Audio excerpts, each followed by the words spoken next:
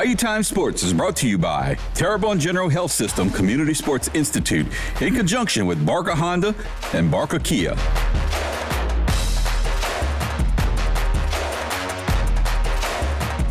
We're at the Louisiana Lion Camp. It's getting dark day one, but Coach C, man, great to see you again. I missed seeing you last year, and got a lot of things going on in your life. But, and how many years have you worked this camp? I know it's been quite a few. I believe this is year 16, and last year is the only one I've ever missed, so 16. I remember you weren't here last year. I talked to Coach Pete about it. That hurt me. I hated breaking my streak, but work pulled me away, and there was just no way to break that obligation. But now I'm back in the groove, and really thankful to be here. You have a deal with training with pulleys and that sort of thing. Sort of explain to everybody kind of what you do here. It's not maybe a fundamental drill, but it teaches you a certain aspect of using your lower body, which I assume is a big part of how you use these pulleys. Yeah, essentially what we do is we put resistance in the game time movements without impeding the natural mechanics. So really it's not just a strength and conditioning type drill, but we get the opportunity to utilize the same techniques that Coach Jenkins wants to use in any given situation. So in particular, today we had two stations, one for our run game techniques, working lateral movement. And essentially when we put the resistance on the guys, it forces them to drop their butts down, get into good positions, and do things the right way. If they don't, those resistance bands will pull them off balance, and it can get a little, tricky there. So I remember this was 2 years ago. They would have the contest on who could pull that resistance band the farthest. Yeah, 100%. Man, and it was competitive out there. Yeah, so you get kind of a triple edge there, where you get the strength and conditioning aspect, you get the coaching opportunity, and then in that coaching opportunity, it slows everything down just a notch, so the athletes are able to put in their max effort, but because everything slows down, let's just say 10-20%, it allows their mind to kind of catch up with everything.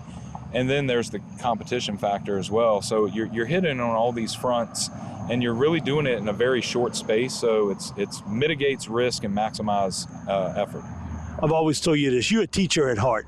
No matter if you're a coach, a coach is a teacher. No doubt. And you part of that world. Absolutely, yeah. I mean, to be honest with you, I went to college thinking that's what I was going to do, is teach and coach high school ball. And as I found out, especially working with Coach Jenkins, that coaches are just teachers of a sport versus math or science or whatever. And the cool thing is we get to still incorporate all those things. We busted out a little geometry lesson out there. I had to get those guys to square their feet up, so pretty simple. But I was like, I know you all understand parallel lines, right? Like, these schools, they got some good math classes now, and they're, okay, so we got to use, we incorporate it all. Everything involved with it. And you like working with the young men, and you see the next generation of offensive and defensive linemen when you come here to the Louisiana Lion Camp.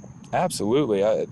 Every year the bodies get bigger, stronger, leaner, faster. Yeah. And the amount of effort that they're putting out, if you were going to measure it in watts of energy, I mean, they are putting out massive amounts of force and energy. You've been in coaching for a long period of time. You've had other jobs, but you start I think, an intriguing new job coming next week. Yeah, so next week I begin my role as the athletic director for Team Penske Racing out of Charlotte.